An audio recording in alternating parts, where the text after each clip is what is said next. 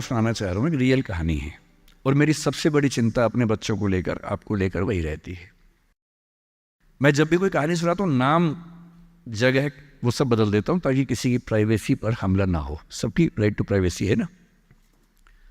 एक बच्चा था जिसको मैं जानता हूँ, बचपन से जानता हूँ, बहुत ही ज़बरदस्त आर्टिस्टिक बच्चा, म्यूज़िक का उस्ताद। उसके घर में लगभग सब लोग म्यूज़िक के उस्ताद थे। इंस्ट्रूमेंटल म्यूज़िक, वोकल म्यूज़िक, हर चीज़ में अच्छा, पढ़ने में भी ठीक, बढ़िया। और जब हम स्कूल में थे, वो मेरी क्लास में तो नहीं था, थोड़ा सा अलग क्लास में था, पर स्कूल में बहुत पॉपुलर था, being into music. I was in debating, he was into music. और बाद में उसने हमारा स्कूल छोड़ भी दिया कुछ समय के बाद, फिर वो कहीं और चला गया, फिर हमारा मिलना नहीं हुआ। उस समय ना तो व्हाट्सएप था ना यूट्यूब था, तो बाद में मिलने का स्कोप भी नहीं रहता था। जो एक बार चला गया वो चला ही जाता था उस समय। अब तो बच्चे ज़िंदगी भर दोस्त रहते हैं। फिर जब मैं दिल्ली यूनिवर्सिटी में आ गया, ग्रेजुएशन कर चुका था, उसके बाद अचानक मुझे एक बचपन का दोस्त मिला जिसने मुझे एक इंटरेस्टिंग क्या, डेवास्टेटिंग बात बताई। तो बात चल रही थी कि स्कूल के दोस्त कहाँ कहाँ हैं, क्या कर रहे हैं। तो बातों बातों में उसका जिक्र भी आया। तो मैंने बड़ी उम्मीद से पूछा, मैंने कहा वो तो बॉम्बे चला गया होगा, फिल्म इंडस्ट्री में चला गया होगा। तो मेरे दोस्त ने पूछा कि तुम्हें नहीं पता उसके बारे में? मैंने कहा नहीं।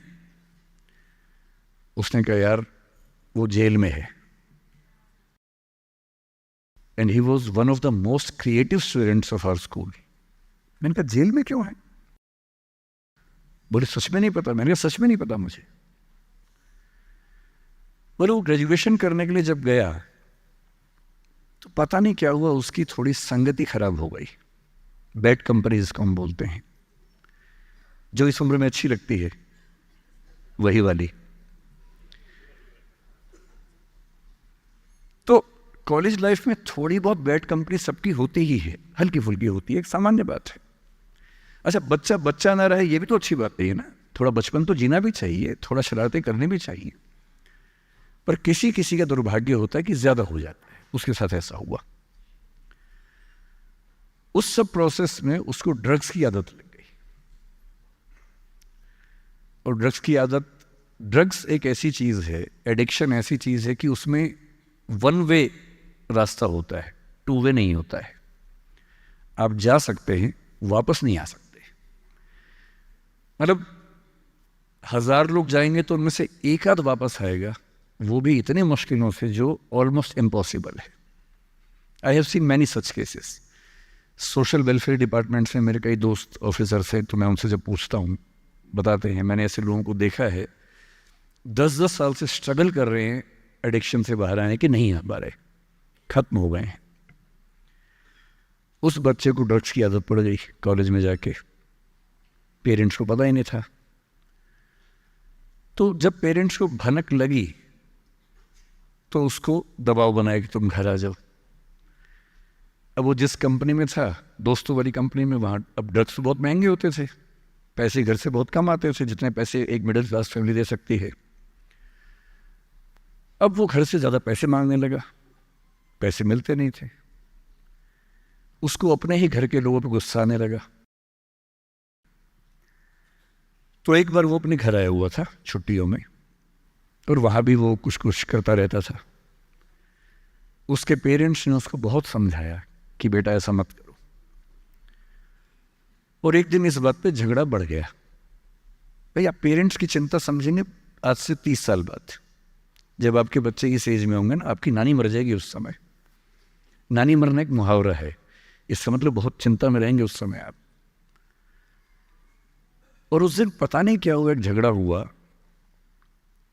क्योंकि जो एडिक्शन के शिकार हैं उनका दिमाग उनके कंट्रोल में नहीं होता है। यहाँ तक कि जो ड्रिंक करते हैं, ड्रिंक एक लेवल से ज़्यादा कर लें तो दिमाग कंट्रोल से बाहर निकलने लगता है। ड्रग्स में तो ये एलिमेंट बहुत ज़्यादा होता है।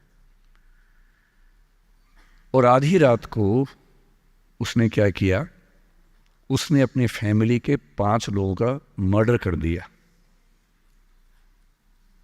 मर्डर। उसने खाने में जहर मिलाया, लगभग सब लोग उससे मर गए। एक मेंबर नहीं मरा क्योंकि उसने खाना खाया नहीं उस दिन, तो उसको उसने अलग से मारा। और ये बात है जब उसकी उम्र लगभग 17-18 साल की थी या 19 के आसपास रहा होगा। उसके बाद वो जेल गया। मेरी सबसे बड़ी चिंता ये होती है बच्चों को लेकर कि किसी भी गलती से वो ड्रग्स में ना चले जाएं। आप सबसे रिक्वेस्ट कर रहा हूँ हाथ जोड़ के, कुछ भी कर लेना, ये मत करना। बदमाशी करो, शरारत करो, थोड़ा इश्क विश्क होगा करो, कोई दिक्कत नहीं। किसी को चीट मत करना, ड्रग्स में मत जाना, क्योंकि इन रास्तों पे जाने के बाद वापसी का रास्ता नहीं है।